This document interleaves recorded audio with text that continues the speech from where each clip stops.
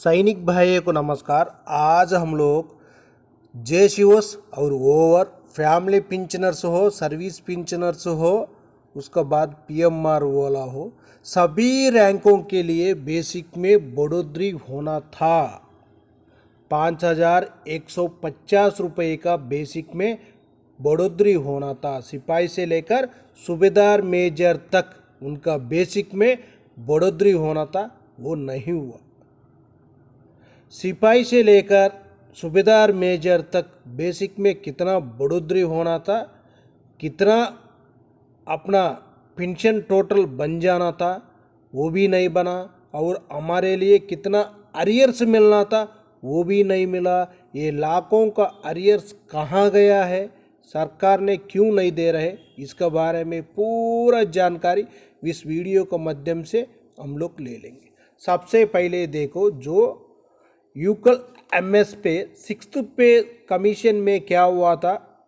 Officers के लिए 1/9/2008 से 6,000 दे रहा था। एमएनएस के लिए आकर 4,200 और अपना लिए आकर 2,000 दे रहा था। लेकिन हम लोग उसी टाइम में चुपचाप बैठा हुआ था। यही बहुत बड़ी गलती क्या कर दिया जेसीओस ओवर्स। 2008 से ही प्रॉब्लम शुरू हुआ था, लेकिन उसी टाइम चुपचाप बैठ गया। ये बहुत बड़ा गलती किया हुआ है हम लोग।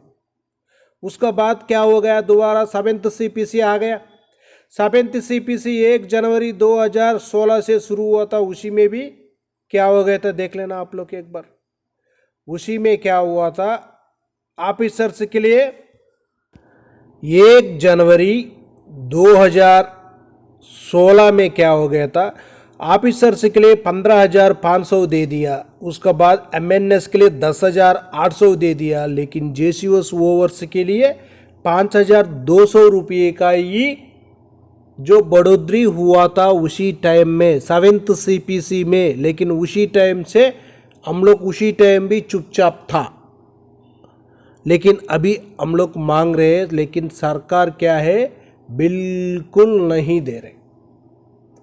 उसका ऊपर अभी पक्का सुप्रीम कोर्ट में अपना केस चल रहे। लेकिन 100 से 100% जेसीओस जवानों के लिए जो इक्वल एमएसपी का बेनिफिट पक्का मिलेगा।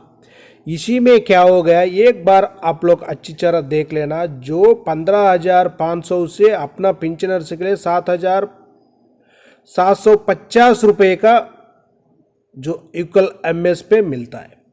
इसी में क्या हो गया, अपना लिए आकर 5,200 रुपये मिल रहे। उसी में से जो पेंशनर्स के लिए 2,600 रुपये मिलता है। जो इक्वल एमएसपी 7,750 रुपये से 2,600 रुपये माइनस करने से 5,150 रुपये का हर सिपाही को, सिपाही से लेकर सूबेदार मेजर तक 5,150 रुपये का बेसिक में बढ़ोतरी होना था। लेकिन अभी तक नहीं दिया। ये सुप्रीम कोर्ट में केस है, पक्का 100% अपना लिए बेनिफिट मिलेगा।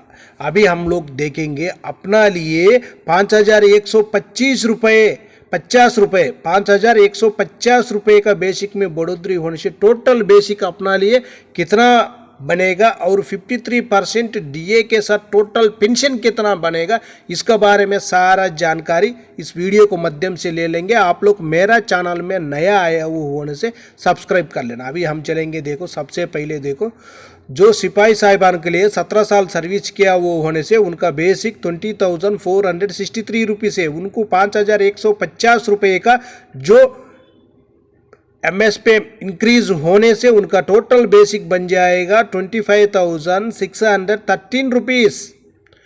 उसका डीए बनेगा 53% डीए कैलकुलेशन करने से 13,575 रुपीज़। टोटल पेंशन देख लेना, टोटल पेंशन आकर 39,188 रुपीज़ तक उनका टोटल पेंशन बन जाएगा। उसका बाद नायक साहिबान देखो, जो 22 साल सर्विस कर दिया, उनका बेसिक कितना है 23,569 रुपीज़। उनको आकर 5,150 रुपये के इंक्रीज होने से टोटल पेंशन उनका बन जाएगा pension basic 28,790 rupees. DA calculation करने से डीए बन जाएगा 15,221 रुपीस। टोटल पेंशन मिलेगा उनका 43,940 रुपीस। उसका बाद हवलदार साहिबान देखो 24 साल सर्विस किया वो होने से उनका बेसिक 24,763 रुपीस है। उनको 5,150 रुपये का इंक्रीज होने से उनका टोटल बेसिक बन जाएगा 29,913 रुपीस। डीए बन जाएगा 15,854 रुपीस। Total pension 45,767 rupees. उसके बाद नायक सूबेदार साहिबान देखो 26 साल सर्विस किया वो होने से उनका बेसिक 26,900 है। उनके लिए 5,150 रुपीस इंक्रीज होने से बेसिक में टोटल बेसिक बन जाएगा 32,050 रुपीस। डीए बनेगा 16,987 रुपीस। टोटल पेंशन बनेगा 49,037 रुपीस तक उनका टोटल पेंशन बन जाएगा। उसका बाद देखो सूबेदार साहिबान का जो 28 ईयर सर्विस किया वो होने से उनका WROP3 का बेसिक कितना है 30,175 रुपीस। उनको 5,150 रुपीस इंक्रीज होने से उनका टोटल बेसिक बन जाएगा 35,325 रुपीस। डीए बनेगा 18,722 रुपीस। टोटल पेंशन आकर 54,047 रुपीस तक उनका टोटल पेंशन बनेगा सूबेदार साहिबान का। उसका बाद देखो सूबेदार मेजर साहिबान 32 ईयर सर्विस किया हुआ होने से उनका बेसिक आकर 34,575 रुपीस। उनको 5,150 रुपीस इंक्रीज होने से उनका टोटल बेसिक बनेगा 39,725 रुपीस। उसका डीए अमाउंट आकर 21,054 रुपीस। टोटल पेंशन मिलेगा उनको 60,779 रुपीस तक टोटल पेंशन बन जाएगा। इसी में आकर अपना लिए 5,150 रुपये का बढ़ोतरी होना बहुत जरूरी है। क्यों बोलने से इसी में पीएमआर वालों के भी बेनिफिट मिलेगा। इसी में पीएमआर वालों के लिए अलग नहीं कर सकता है।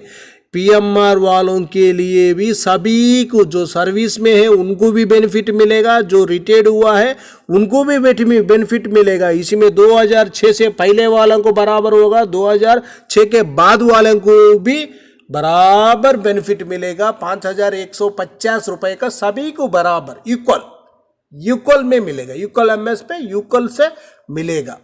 उसी लिए ये अपना लिए देना सरकार बहुत जरूरी है। जो सुप्रीम कोर्ट से ही आदेश आना चाहिए, आएगा भी।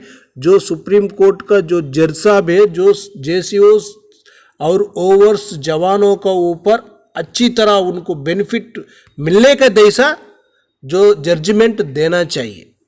और एक बात ये देख लेना आप लोग, अभी तक हमारे लिए जो अरियर्स कितना मिलना था, हमारे लिए जो यूकल एमएस पे कम कर दे दिया, लेकिन हमारे लिए 15,500 मिलने से अपना लिए कितना पैसा का नुकसान हुआ है और अपना लिए अरियर्स कितना आना है देने से, उसका बारे में भी एक बार जानकारी ले लेंगे। सबसे पहले देख लेना ये अरियर्स टेबल है। इसी में आकर सिपाही साहबान के लिए टोटल अरियर्स नीचे देखना, टोटल 1/9/2008 से लेकर 30/9/2024 तक एक सिपाही का आकार 7,60,750 रुपीस एक सिपाही के लिए।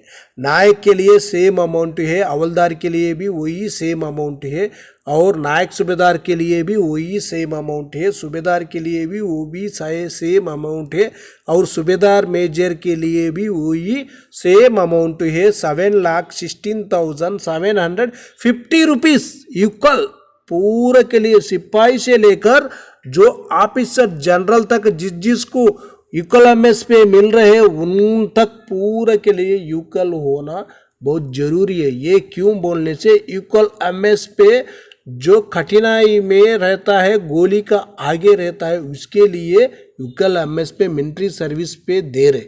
लेकिन क्या हो गया, कुछ भाई लोग पूरा सपोर्ट कर कर एमएनएस के लिए 10,800 दिला रहे। लेकिन जेसीओ जवान के लिए कोई भी ऑफिसर हो, अपना भाई लोग कोई भी अपना लिए कोई सपोर्ट नहीं कर रहे। उनको जो यूकल एमएस पे बराबर देना बोलकर जो बातचीती नहीं कर रहे सरकार से। लेकिन कोर्ट में केस डालने के बाद उधर भी ऑफिसर भाग कर आ रहे। क्यों बोलने से उनको हमसे हमारा बराबर उनको भी यूकल एमएस पे नहीं देना बोलकर ही आ रहे कोर्ट में भी ऑफिसर। क्यों यार, जो जेसीओ जवान आपको क्या किया, आपका साथी वाला है, आपका साथी रहता है, आप कहीं भी जाओ आपका ही साथी रहता है। लेकिन आप लोग तो कौन सा हेल्प कर रहे हैं, कौन सा हेल्प कर रहे? कोर्ट में केस में जाने से, दिल्ली हाईकोर्ट में जाने से उधर भी आकर बैठ जाता है ऑफिसर। ऑफिसर का कौन सा काम है उधर? सरकार से मांग रहे हैं जेसीओ जवान, जेसीओ जवान सरकार से मांग रहे हैं, तो ऑफिसर का कौन सा काम है नहीं देना? क्यों नहीं देना? यही है, इसी तरह कर कर ही अपना पे कमीशन के लिए दबा दबा कर डाल दिया। लेकिन क्या है, जेसीओ जवान पहले से है, अंग्रेजी के जमाने से जेसीओ जवान है। लेकिन अंग्रेजी के जमाने में ऑफिसर इंडिया का नहीं था, टेम्पररी था। ऑफिसर अभी परमानेंट हो गए आप लोग।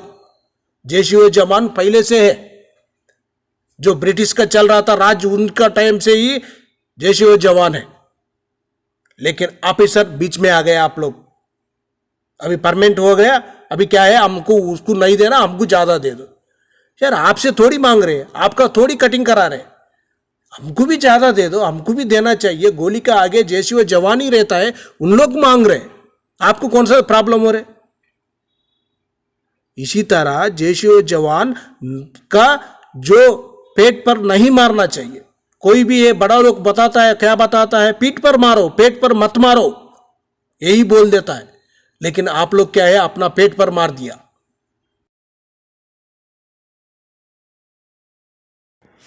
सैनिक भाइयों, 100% क्या 200% जेसीओ जवानों के लिए इक्वल एमएस पे बराबर मिलेगा। सुप्रीम कोर्ट 100% देगा। ओके फ्रेंड्स, नेक्स्ट वीडियो में मिलेंगे। जय हिंद, जय भारत, भारत माता की जय जय। अभी से हम लोग आवाज़ करना शुरू करो। आप लोग चुपचाप रहेगा, आपको कुछ भी नहीं मिलेगा। वार वो P3 होने दो, डिस्बिलिटी पेंशन होने दो, फैमिली पेंशन होने दो, सर्विस पेंशन होने दो, अपना आवाज़ उठाना बहुत ज़रूरी है, अपना हक हम लेना बहुत ज़रूरी है।